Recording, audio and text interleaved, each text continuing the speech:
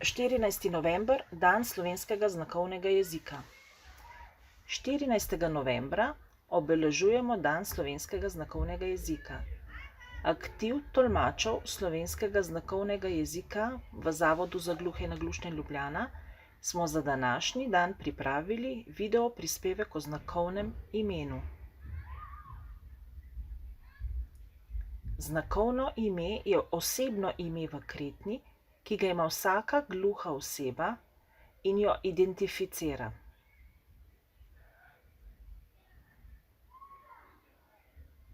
Imajo pa ga tudi nekateri slišeči, ki uporabljajo znakovni jezik. Na primer, moje ime je Maja. Moje znakovno ime je Kretnjo, ki sem si jo dodelila sama, je nastala na podlagi moje strasti do košarke. Tako smo za današnji dan nekatere učitelje, šolske tolmače, otroke in dijake povprašali, kakšno znakovno ime imajo, zakaj je tako in kdo jim je podelil kretnjo imena.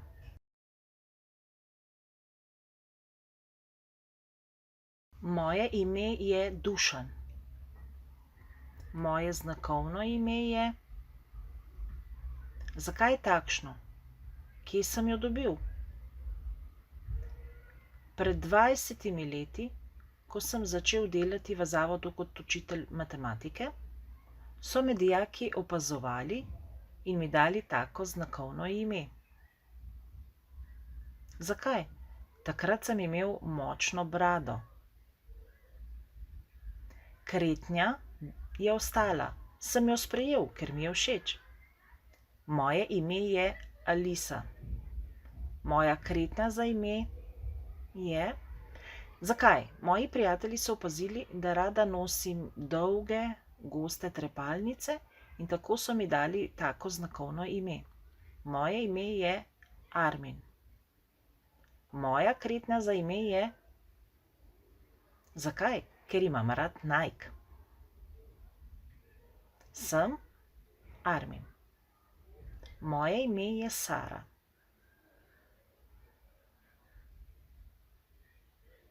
Moja kretnja za ime je. Zakaj sem dobila takšno kretnjo? Ko sem bila majhna, sem bila operirana na tem delu. Jaz sem. Moje ime je Dair. Moja kretnja za ime je. Zakaj so mi dodelili takšno kretnjo? Ne vem. Jaz sem. Moje ime je Alina. Kretnja za moje ime je. Zato, ker sem trmasta. Sem. Moje ime je Edo. Moja kretnja je. Zakaj sem dobil takšno kretnjo? Ne vem. Jaz sem Edo. Moje ime je Peter.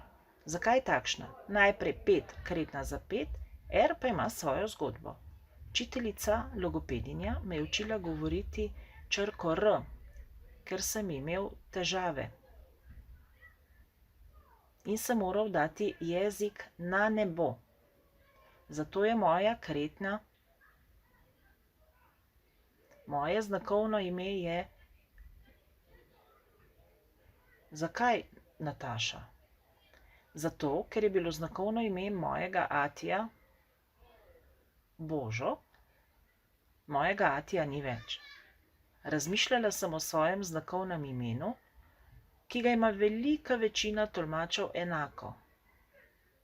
Tako sem jaz kretnjo prevzela po mojem atiju. Zato sem zdaj jaz Nataša. Moje ime je Meta.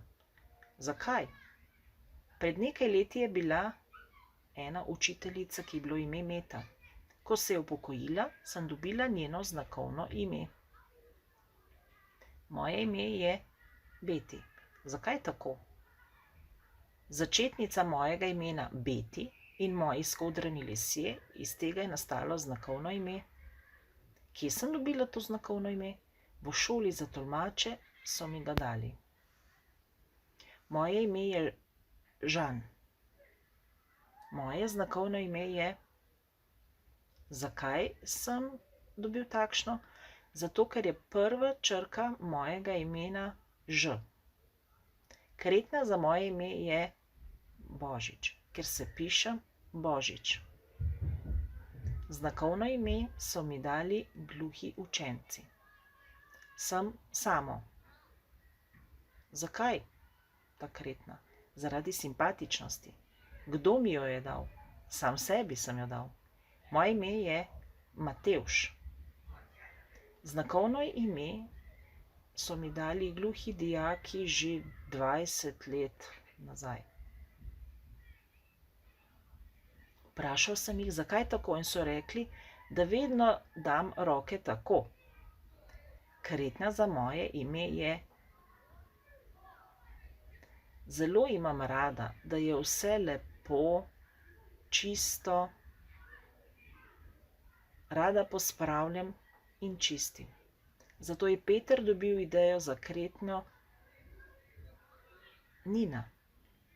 Položaj prstov v črki N kot Nina in kretnja za pospravljanje. Moje ime je Maj. Znakovno ime je. Mama pravi, da je to lepa kretnja. Zato mi je dala to kretnjo.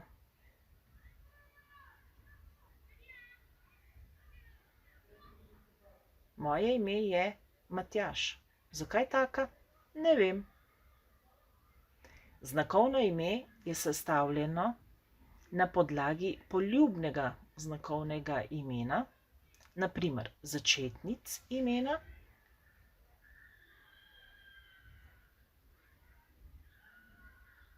ali pa ponazarjajo opis osebe, na primer osebnost ali fizični videz.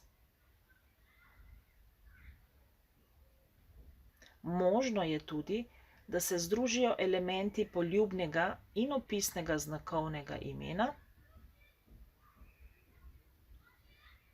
Med gluhimi obstajajo tudi še znakovni priimki, kar velja predvsem za gluhe starše oziroma naše prednike.